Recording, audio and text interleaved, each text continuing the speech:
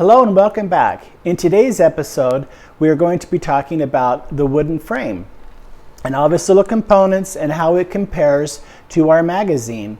As in our last episode, we removed the panels, we removed all the outer trim, we removed the front door, we've removed the battery box and the other access hatch on the other side of the trailer.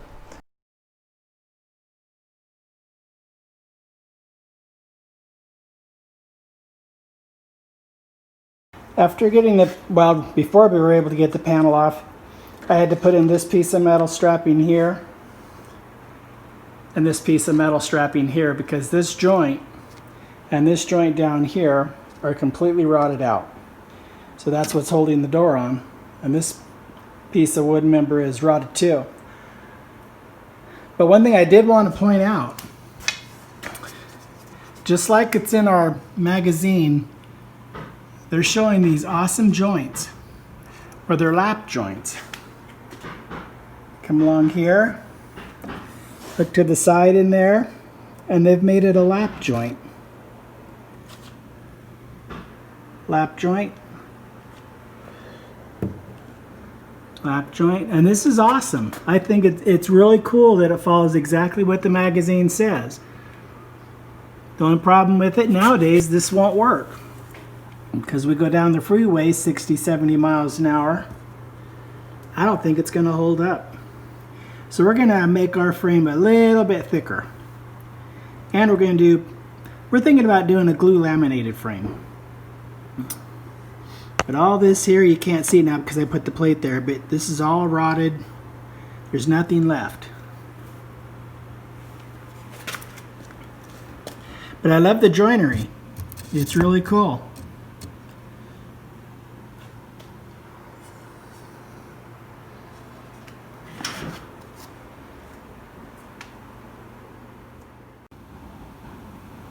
So one other thing I wanted to point out with this frame, not only are the joints really cool, like they're showing in the magazine, but also if you read the magazine article, it talks about painting the wood before you put on your siding. And this piece of wood here has been painted like an olive or an army green. And if you look up on the sides, all along that wood, it's all been painted too to help preserve it for these last almost 80 years. So the guy that built this, he was following as best he could that magazine article, and I think he did a dang good job. Now looking here under the door, they did it just a little bit different than what is shown in the magazine. What they show here in the magazine, we'll just look real close here. So they're actually saying to do a piece of plywood here. Plywood along here and over the wheel well and then through the back. Ours didn't do that. They came across with a piece of wood here and this piece of wood under here. A part of the problem that I see with that is there's really no structure here. You have right over here that you have this joint and this joint and this joint and this joint, and that's why this whole area, it's a very weak spot in this area. Also, we have this held together with a clamp because basically it fell apart when we took the panel off. But I wanted to point out here, looking at where this was, you can see where we had our structural failure. One screw is holding on this wall over here.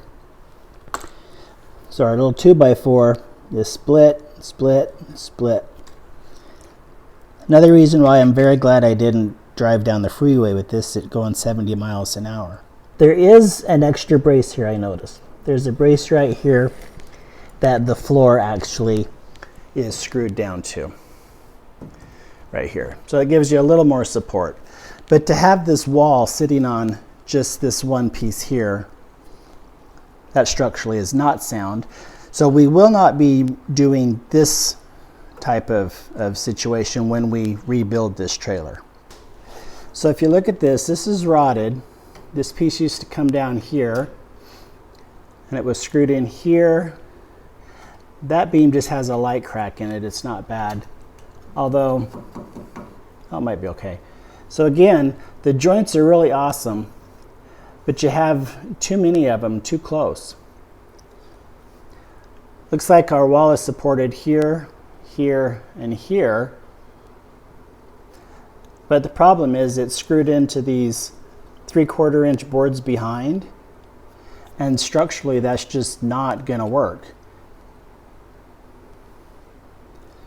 Again, for its era, I think the construction is awesome, but for nowadays, it's just not safe. So we're going to change out the wood frame.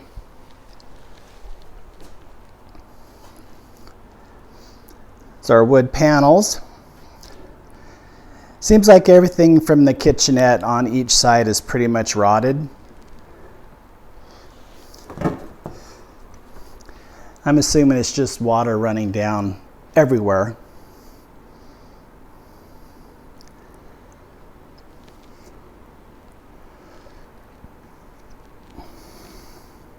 As far as the wooden frame goes, we've taken a look at several of the joints and how it is compared to the magazine.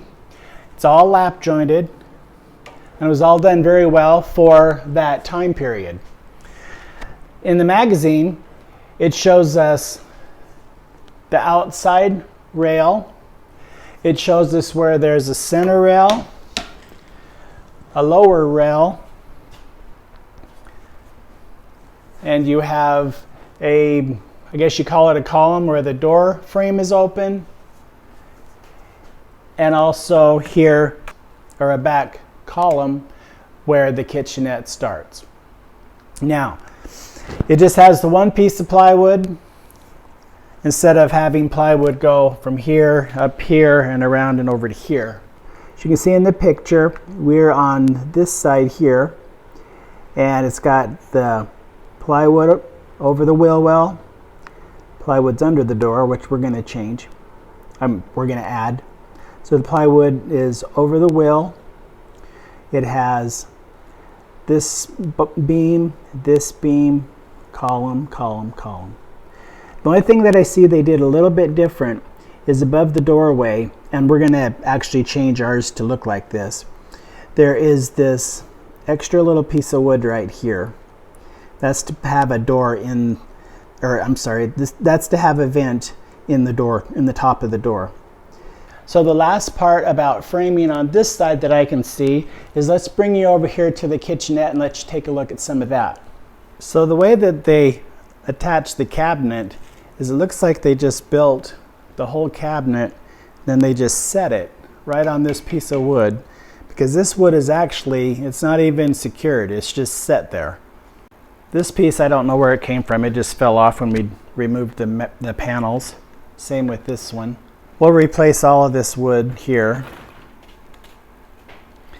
This piece totally missing. But again, it has the great joints. It's just they're just too close.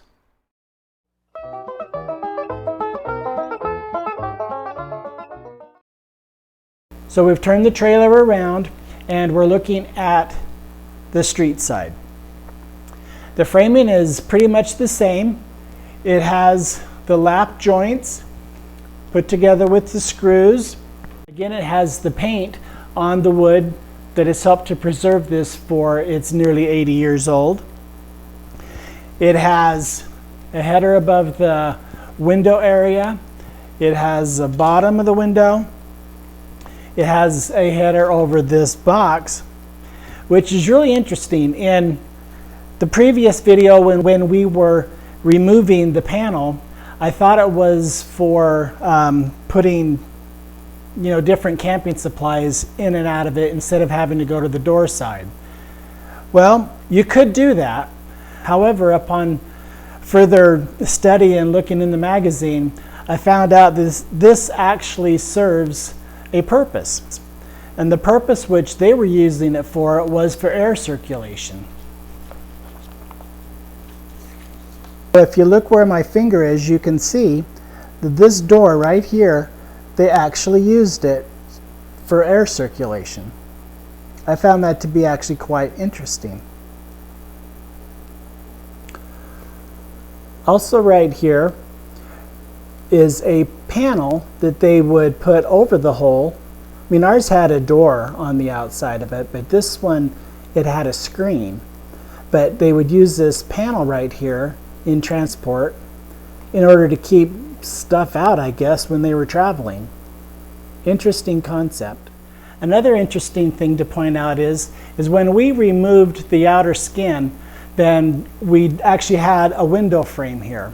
There was no glass in it, and I don't know if it ever did have any glass in it. But they have this screen, which is interesting because the screen is actually sandwiched between this frame member here and the inner panel. It's just falling apart right in front of us. All right, stay. Also with this side, it has the plywood above the wheel well. This is actually the edge of the galvanized steel that they used as the top of the wheel well. Again, they left this open. They didn't put plywood in it, nor back here. There used to be a beam that came across all the way here, but it came off with our aluminum panel.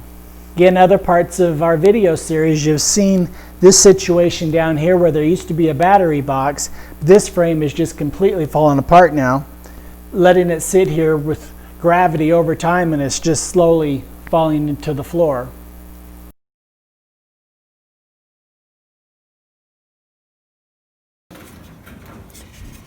This here is the back side of what used to be a cabinet.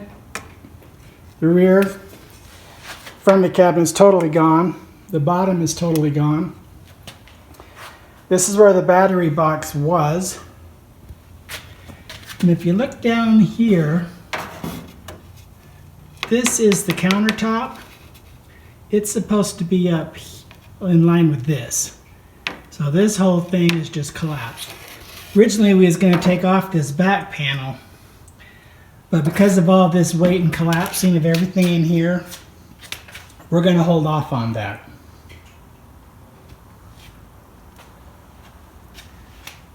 This goes to the light inside. However, if you look at the wiring, might not focus. It is all cracked up. I'm assuming this was when it was built in 1940s. Glad I didn't plug that in.